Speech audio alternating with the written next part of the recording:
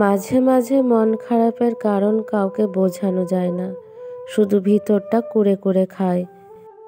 যারা তোমাকে ধরেই নিয়েছে তুমি খারাপ, তাদেরকে প্রমাণ দেওয়ার দরকার নাই যে তুমি কেমন।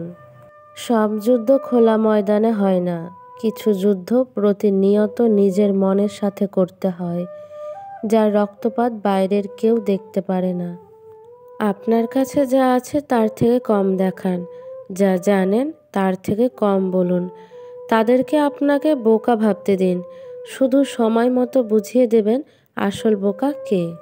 সফল হওয়ার জন্য আপনার 3টি শখের প্রয়োজন। একটি আপনার সৃজনশীল চিন্তা, নিজের শারীরিক সুস্থতা এবং অর্থ উপার্জনের মাধ্যম। আমরা এমন একটা জেনারেশনে আছি যেখানে সম্পর্কের মূল্যায়ন নেই, আবেগ অনুভূতির দাম নেই, বিশ্বাসের মর্যাদা নেই, কথা দিয়ে কথা রাখার কোনো প্রচেষ্টা নেই, সব ঠুনকো। বৃক্ষরোপণ করলে আজীবন তার সুফল পাওয়া যায়, আর ভুল রোপণ করলে আজীবন চোখের জল দিয়ে তার মূল্য চুকাতে হয়।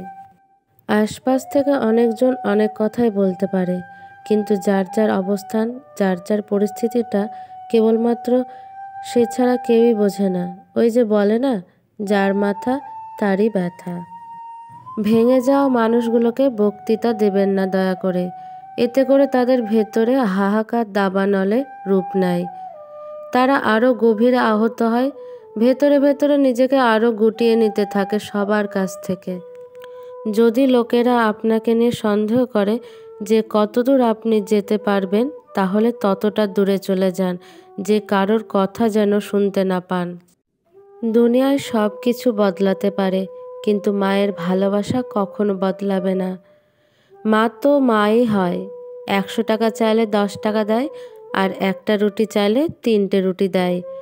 ভালোবাসা সত্যি অন্ধ হয়, কারণ আমার মা না দেখেই আমাকে ভালোবাসতে শুরু করেছিল।